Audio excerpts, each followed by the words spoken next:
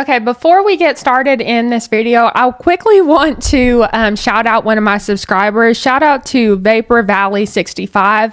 You left this comment on my EBT video, and I was like, we need to share this because it's so relevant for what we're about to talk about. Vapor Valley 65 says, Tamera, people these days don't understand the difference between a need and a want. To them, everything is a need. The reality is that needs only consist of housing, food, water, and clothing. All the rest are luxury items. That phone, vehicle, hairstyle, nails, fancy clothes, etc., they all are wants, and you will still live without having them. And that's so true. I wanted to share that with y'all because I'm like, that's literally what we're about to talk about, is a difference between needs and wants. This woman wanted this luxury car, but she's gonna, excuse me, I said luxury car. It's not luxury at all. This is a Jeep. This is a used 2021 Jeep. Okay? A Grand Cherokee Jeep. So it is not a need by any means, and it's definitely not luxury. 2024, I financed a 2021 Jeep Grand Cherokee. My APR was a 25%. The truck costed about $35,000, and my car note was $950. But when I initially got ready to finance, it was $1,025 or $1,050. But he told me he was able to give me a deal, and he dropped it down to $950. Oh my gosh, man. So here's the first thing. When you end up taking a high payment, like a super high payment like that, you have to understand that that equals more profit for the dealership through interest, add-ons, and also dealership financing kickbacks. So when you go into the dealership, first off, you may want to take somebody with you. Maybe that's taking a man with you. Maybe that's taking somebody who has some car experience, or, you know, I don't know, but it sounds like she went by herself, or maybe she went with somebody who was inexperienced and got herself in a bad situation. So that's the first thing I want to know. But he also said I can come back in 3 months, and if I pay my car note on time, which was the $950 for 3 or 4 months, I can come back and refinance. Now, me personally, ma'am, that was a tactic. Salespeople are very experienced, okay? They know when they see a prey.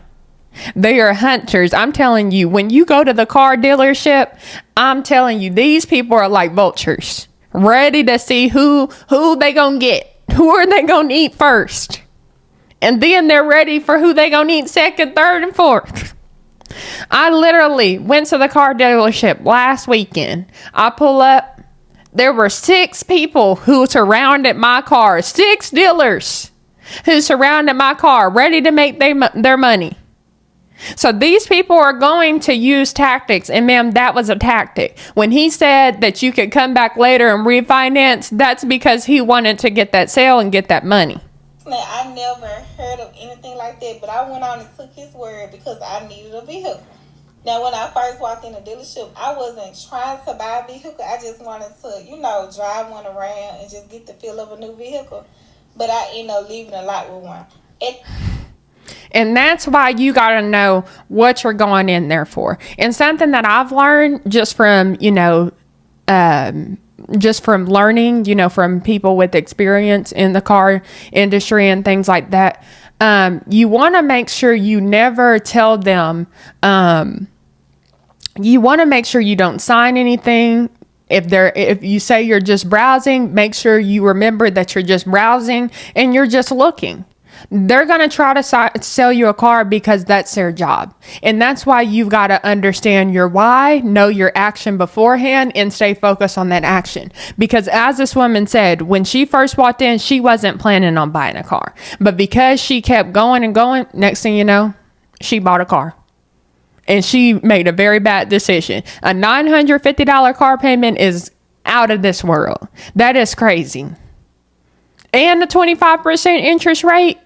We're going to get into that later. I had just paid off my credit card, and my credit score was about a 6 something. So it still was low. So I should have waited. So that was on me. I'm going to take that L. Just so you know, a higher credit score equals lower interest rates and also better loan financing terms. So you want to make sure you have the highest credit score possible before you even go into the car lot.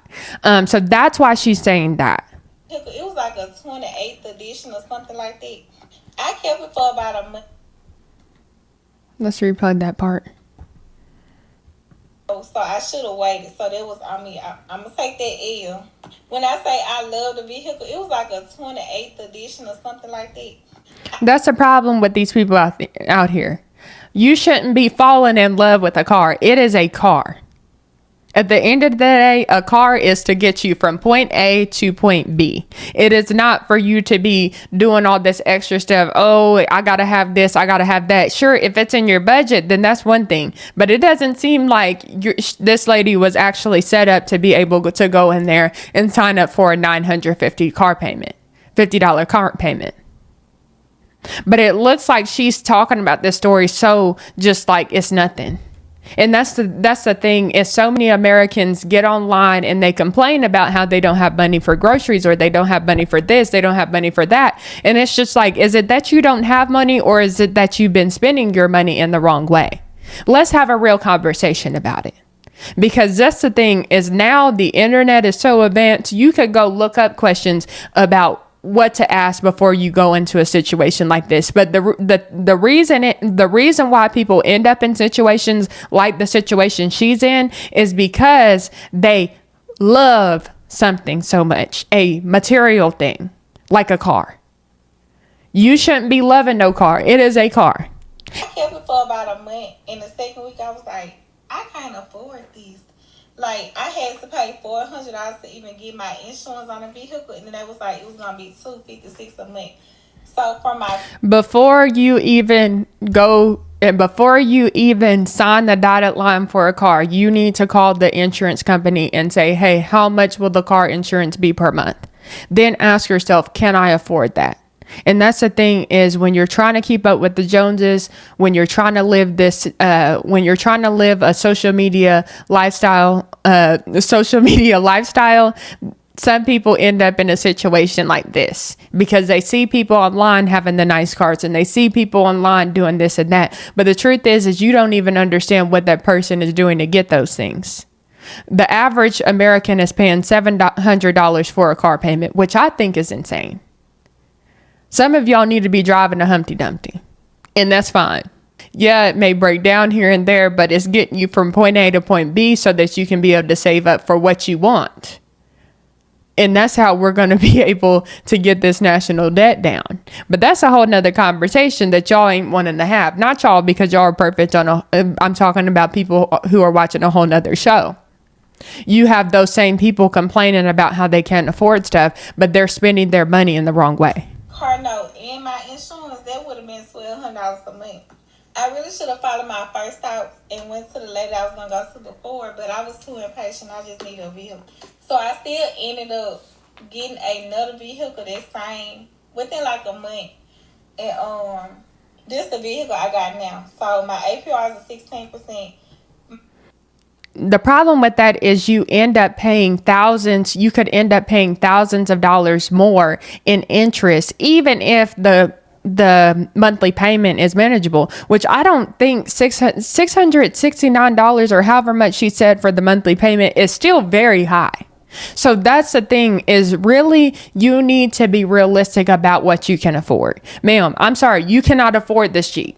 And I wrote down some numbers for just so we could put it in perspective of how much money she would have been paying if she decided to keep that former Jeep that she had. 25% APR means roughly 25% of the loan amount in interest per year. So just to be clear, on a $35,000 loan, that's about $8,750 in interest per year. And that's a simple estimate. So therefore, we've got to be realistic about this and have conversations, because you want to have more money. That's the thing, is people say they want to have more money and they think, oh, that's about making more money. I got to make more money to have more money. Yeah, that could be true. Yes, making more money will give you more money. But if you're spending all the money that you're making, you're not going to have more money. And that's the thing, is you want to make sure that you understand also that the borrower is a slave to the lender. So when you are going to these car lots, when you are deciding to take out these loans and things like that, just know that you are now a slave to the lender. So that, if you understand that, that'll help you kind of pull back and say, should I really get myself in this situation? Just to also put it in perspective, over 5 years, she could pay $40,000 in interest, meaning more than double of the car's price in total. So she's now at 16% interest, which I could do the math on that later, but we don't have time because we got to get to the next segment. But you get the picture here. This was a bad financial decision, but to be honest, this is not an uncommon story. Many Americans are falling into this same trap. So y'all, hopefully somebody's taking some notes. Just do a little bit more research before you end up in a situation like this. My car note is $699, $39 a month.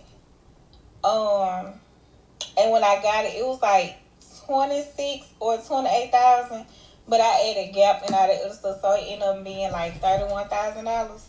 And I know the APR was still high. I get that. I know. I'm going to try to pay it off as early as I can. And I'm going to try to make 2 payments a month and then pay like an extra $100 or whatever on it. And y'all, when I say I really want to pay this truck off now, because this is my 10th vehicle. This is not the 10th vehicle I had in my name. This is probably the 4th vehicle I had in my name, because that other truck that I just let get repoed was in my name. So I done had... See, America is so unserious. This is so unserious. She got the bonnet on. She's got, these problems going on. No accountability. And this is why Black women need a man. A lot of y'all need somebody to make sure that you are actually on the right path, which you should already be doing that without anybody. But some of y'all need men more than you realize. I'm just saying. So that is just a hot mess. An absolute hot mess. She's had 4 cars. She's got a repossession. She's got this going on. And she already came from a bad situation where she had a car with the 25% interest rate. And she was paying $950 a month for the car payment. Ma'am, this is unacceptable. Bad experiences with vehicles. And I paid one off and I bought maybe 2 cash cars. But yeah, y'all, make sure y'all credit straight. Make sure y'all got a good person that's financing your vehicle. But number one, make sure your credit straight before you try to get a vehicle, because that's why I messed up it. I was impatient. I need a vehicle. I just took... You should have been more patient. That's another one. And then also choose a vehicle that you can actually afford. Because to be honest, this woman knew she could not afford it. My ear, and I said I'm going to pay it. So hopefully I can pay this off within the next 3 years. Because I ain't trying to pay no $60K for this vehicle. Here's a moral of the story. The borrower is a slave to the lender. So make sure that you understand that before you end up in a situation like this. Save your money and then pay for your car in cash if you can. I know that that's not the common thing to do, but that's the most responsible thing to do. And I'm telling you, you'll feel peace, because that's the thing, is discipline comes with peace. It does. And so when you save up that money and you sacrifice eating out so you can actually afford your car, I promise you, you're going to feel much better about it. And also, don't love material things. At the end of the day, that stuff comes and goes. In 2021, that Jeep Cherokee, Grand Cherokee, that was the hottest thing walking for the Jeep community. But now it's 2026 and 2025 and nobody cares about it. So that's the thing, is these things come and go. Don't find your value and your worth in material possessions, but love your family, make good choices, and make sure that you actually are doing the right things for yourself and others, because now that she's paying that $700 car payment, I bet she's less likely to be able to help her family, lend a helping hand to the community, because she's probably more than likely stressed out about paying that car payment. So look at the benefits of actually paying a car for in cash. I know maybe you won't have the luxury of, you may not have the luxury of feeling all like you're just so on top of the world and you keeping up with this person and that person. But at the end of the day, it gives you more flexibility so you can have the means to get what you need and the experiences that you want. So anyways, this should be a learning lesson. Send this to her or send this to somebody that you know needs to hear it. Let's go to the next segment. All right, y'all. So in this segment of today's show, I wanted to kind of share a personal story with you. Before I do, I wanted to talk